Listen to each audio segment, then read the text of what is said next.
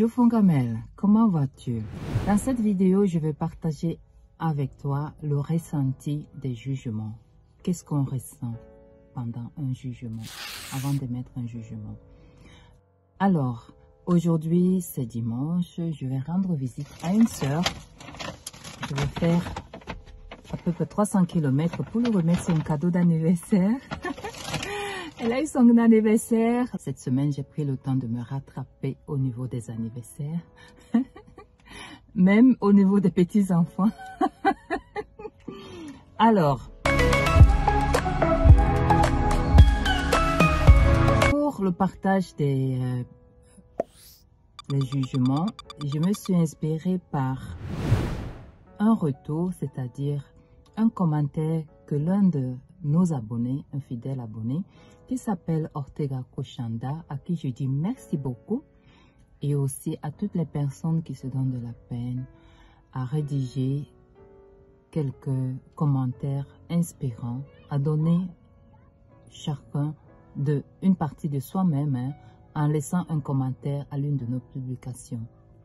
C'est ce que Fongamel essaie d'élever en inspirant chacun de nous, que chacun donne le meilleur de soi-même, en laissant un commentaire ou bien en laissant une histoire qui pourrait inspirer chacun de nous, n'est-ce pas?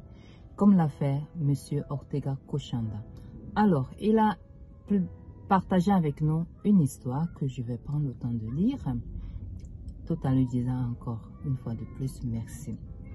Il dit: une petite fille tenait 2 pommes dans ses 2 mains. 2 pommes.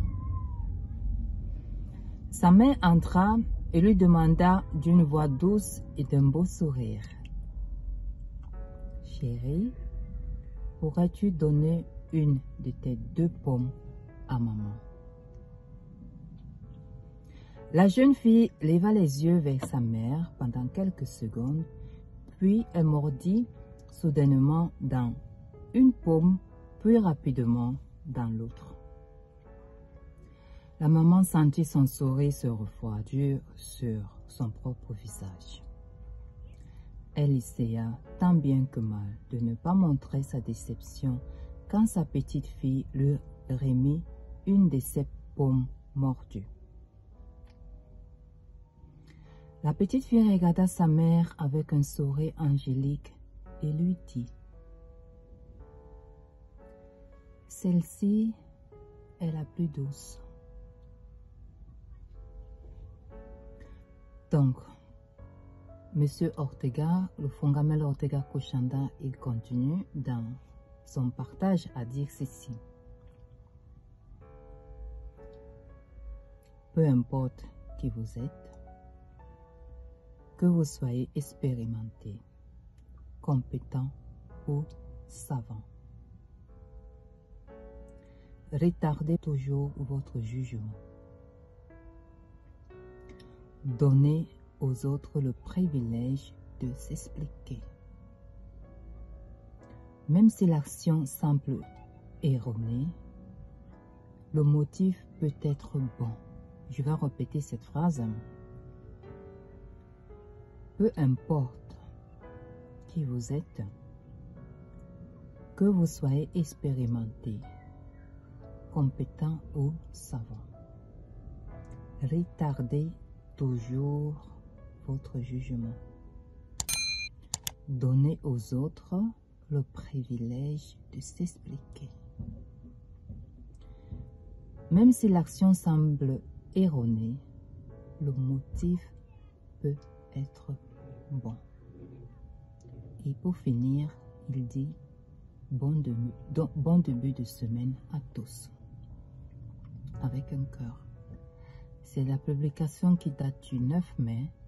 Elle m'a beaucoup inspirée et je trouve que c'est une très très belle histoire et surtout bonne leçon que chacun de nous pourrait et peut apprendre lentement à intégrer dans son quotidien, dans son caractère. Alors, qu'est-ce que tu en dis?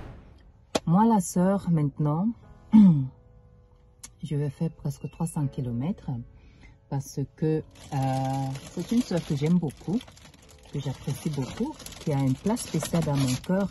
Je pourrais envoyer tout ça par la poste, mais je veux dire, ça on ne peut pas envoyer par la poste, n'est-ce pas? C'est pour ça que je vais aller faire juste un aller-retour pour elle, parce qu'elle le mérite, n'est-ce pas?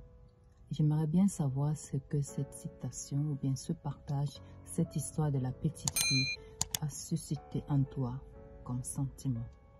Merci d'être franc en partageant en commentaire, peut-être en revenant en ce sentiment et en l'exprimant. Merci et à bientôt. Bye.